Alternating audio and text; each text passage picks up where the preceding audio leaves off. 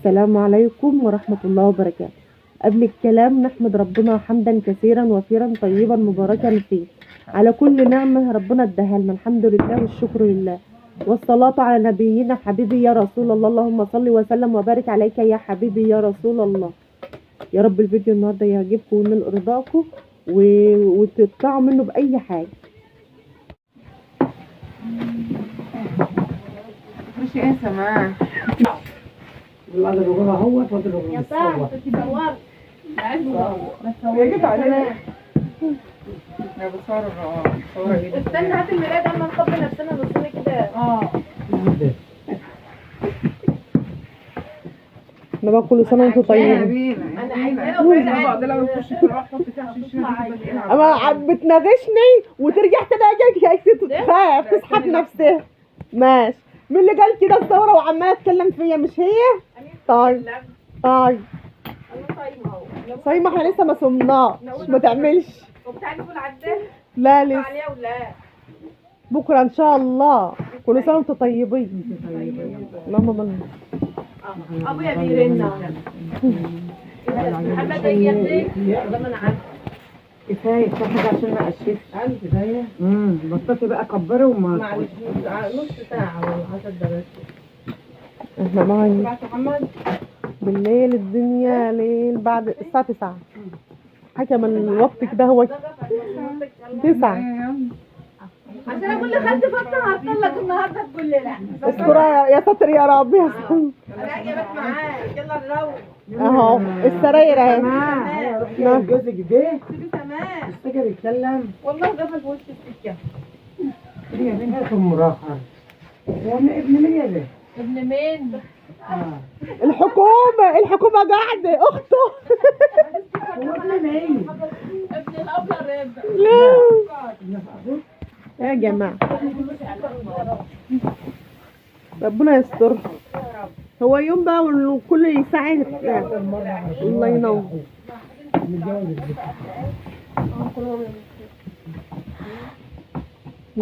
متجوز من اللي مشي؟ لا اخو الاب ده متجوز اللي بتعمل كنافه. لا يلا هاتي بقى الساعه 7 يلا الرواق الناشف بالصلاه على النبي. بسم الله ما شاء الله. كده تعملي يا ماما نفسك. قلت لها عائلتي كل مبلبله يا سماح يا حط الفرن دي. واحده قالت لما بتنام الساعه 2 ثاني واحده حاجه ثانيه ثالث يوم قالت لي بس هو اشرف انت بتقدس اجي ابص كده ولع الفرن عشان يطلع الوجبه الصبح ويصوروا ده دمك. لا ده دمك انا حنوش دي اللي هي في العزبه دي. لا هم في شارع الدوايا. في شارع اخواتك؟ اخواتها ابوكي. شفت اخو عم حمادي صغير ولا بنحطها كده في الفرن على الصاجه والولع شغال بنفردها. محمد بن يعقوب بعدها بدقيقه تحس ان الرجاجه اشتدت كده، تروح العود الحديد ندخلها تحت نص الرجاجه وتشيليها. شفت الشيل وتروح قلبها الناحيه التانية وهي لسه طريه كده. تقولي بقى ايه تضيري فيها كده. ده تسويه الرجاجه.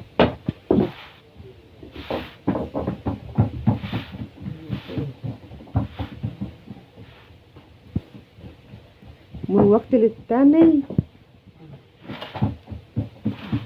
نضير كده على ما ياخد ايه لو ما بيغولش اقل من دقيقة في الفرن، ما بيغولش اكتر من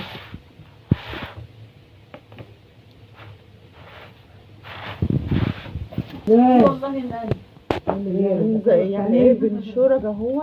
لا اسمها لك لا الوقت للتاني مطرح الرجاج بيبقى مدقق بالدقيق، فمن وقت للتاني لازم الايه يتمسح الفرن.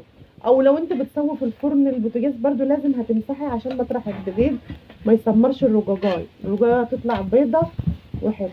لازم تمسحيها كده. طب واحده النهارده بتسالني بتقول لي ايه انت هو الطحال بتعمله ازاي؟ الطحال الطحال ده انا عاملاه ب3 طرق على القناه. ما شافتوش هي لا انت افضل يعني زي كده. النهارده هنعمل فطار بسيط كده ما شاء الله ولا قوه الا بالله، عشان توفير الوقت برضه ودمركم في اليوم مع بعض. اللهم صل وسلم وبارك عليك يا حبيبي يا رسول الله. ديت اللحمه ديت عصجناها، دي عصاج لحمه، وضفنا الاضافات اللي انت ممكن تضيفي لها فلفل الوان، ممكن تضيفي لها غير البصل، ممكن تضيفي لها جزر تبشريه او تنعميه. دي بيكتر كمية العصاج وبيزيد الفايدة. اللهم صل وسلم وبارك عليك يا حبيبي يا رسول الله. بسم الله. دي بقى مرقة في الثلاجة في الفريزر، طلعناها نفككها عشان نعمل صينية الرجوع. هي كانت في الثلاجة بتاعتها. الشوربة بس هتتفكك، ممكن تضيفي لها كوباية حليب لو عندك حليب. بسم الله. دي بقى مرقة في الثلاجة في الفريزر، طلعناها نفككها عشان نعمل صينية الرجوع. هي كانت في الثلاجة بتاعتها. الشوربة بس هتتفكك، ممكن تضيفي لها كوباية حليب لو عندك حليب، تزودي يعني القيمة الغذائية والطعم برضه تعززيه. مش عندك يكفي المرقة، ما عندكيش مرقة حطي مية بملح بمرقة فيفوز. لما بتحبيش المية فيها يفوز ممكن تخرطي بصلاية وتعملي شوربة وطماطماية وتعملي شوربة مرقة ليكي انت يعني خصوصا. اللي بدأت تغلي اهيت هنضيف لها معلقة سمن، ما تزوديش عشان ما يصدكيش. معلقة سمن في قلب الشوربة وكوباية الحليب اللي انا قلتلك عليها. مش عندك خلاص يكفي المرق.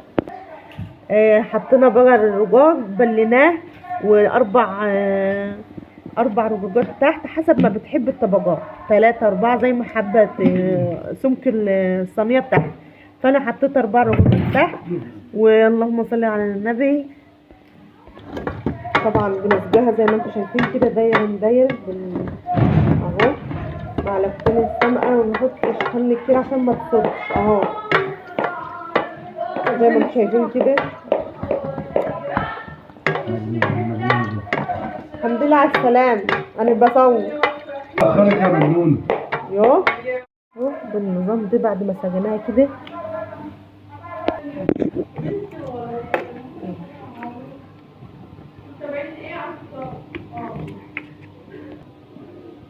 طبعا طبق الزيتون او الليمون.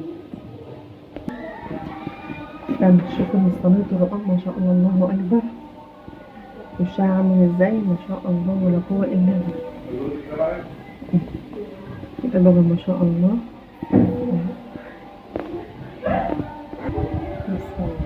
امي طبعا عملنا بقى الحلو اللي هنحل بيه سلطة الفواكه.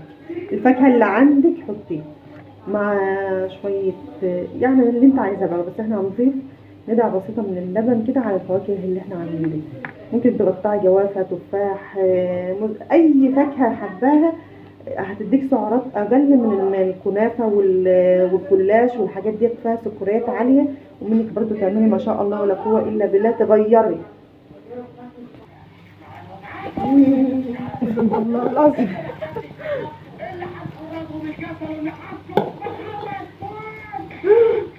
فؤاد الفوق.